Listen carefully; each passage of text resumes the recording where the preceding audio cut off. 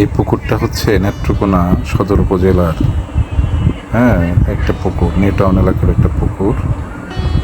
কি সুন্দর দৃশ্য, তাই না? কিন্তু আমাদের যে এই সৌন্দর্য কতটুকু সুন্দর রাখতে পারি তার নিদর্শন একটু পরে আমরা দেখতে পারব। যত বাড়ির ময়লা আবর্জনা সব পুকুরের আশেপাশে এনে ফেলে দিছে।